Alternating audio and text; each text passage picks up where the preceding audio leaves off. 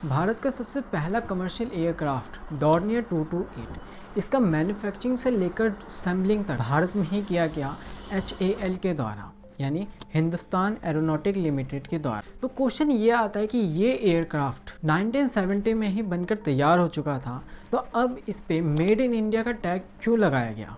तो चलिए जानते हैं इस एयरक्राफ्ट के कुछ दिलचस्प इतिहास के बारे में। 1981 में इस एयरक्राफ्ट को जिसने बनाया था वो था डॉर्नियर GmbH। तो उन्हीं के नाम पर इस एयरक्राफ्ट का नाम डॉर्नियर 228 रखा गया। सबसे पहले इस एयरक्राफ्ट का मैन्युफैक्चरिंग जर्मनी में हुआ करता था। इस एयरक्राफ्ट की मैन्युफैक्चरिंग 1970 में ही हो चुका था, जब डॉर्नियर GmbH को एक नए टेक्निक का विंग्स उन्हें मिला। उन्होंने इस विंग का नाम TNT track fusion newer technology रखा और इस विंग के लिए जर्मनी गवर्नमेंट ने इन्हें फंडिंग भी देनी शुरू कर दी। जब इस विंग का सबसे पहले डॉर्नियर 28D एयरक्राफ्ट में इस्तेमाल किया गया तो उसके इंजन ने इसको टॉलरेट नहीं कर पाया और ये जाके क्रैश हो गया, जो उस टाइम का सबसे बड़ा फेलियर रहा इस एयरक्राफ्ट को डिज़ाइन करने में। फिर उन्होंने काफ़ी साल बाद एक ऐसा इंजन तैयार किया जो कि सफल रहा और उसका नाम डॉर्नियर 128 रखा। फिर 1981 में जर्मनी गवर्नमेंट ने ये डिसाइड किया कि इस एयरक्राफ्ट को पब्लिक के लिए यूज़ करना चाहिए, जिसके लिए सीट का जो लिमिट रखा गया था वो 19 पैसेंजर के लिए ही रखा गया था।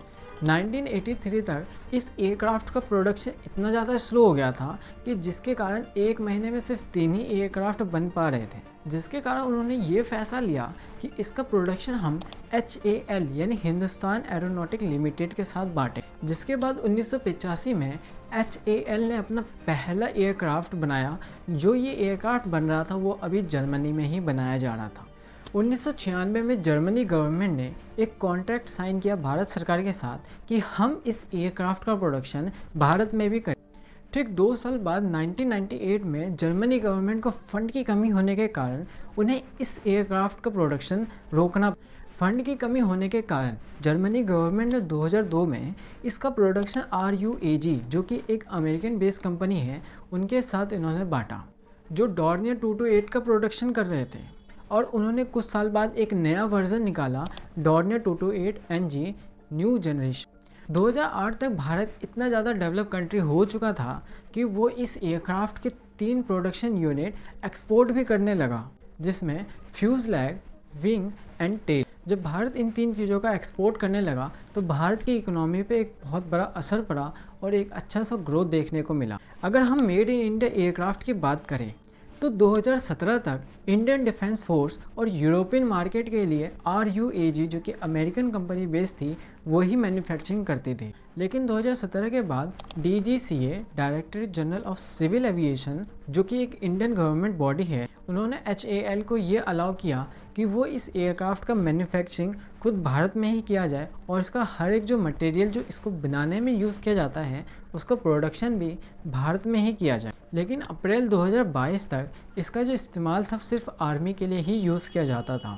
लेकिन सितंबर 2021 में अलायंस एयर ने एक कॉन्ट्रैक्ट साइन किया HAL के साथ, जिसमें कुछ बदलाव करके उन्होंने 2 17 सीटों वाला एयरक्राफ्ट लेने का फैसला किया, जिसका इस्तेमाल कमर्शियल यूज़ के लिए किया जाएगा, जैसे एयर इंडिया, जो पूरी तरह मेड इन इंडिया है, यानी उनका मैन्युफैक्चरिंग से लेकर प्रोडक्शन से लेकर मटेरियल तक सब इंडियन।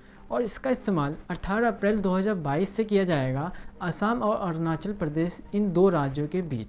अगर हम बात करें कि ये एयरक्राफ्ट दूसरे एयरक्राफ्ट से अलग कैसे हैं, तो अलग ऐसे है कि इस एयरक्राफ्ट का इस्तेमाल सिर्फ छोटे दूरी के लिए ही किया जाए।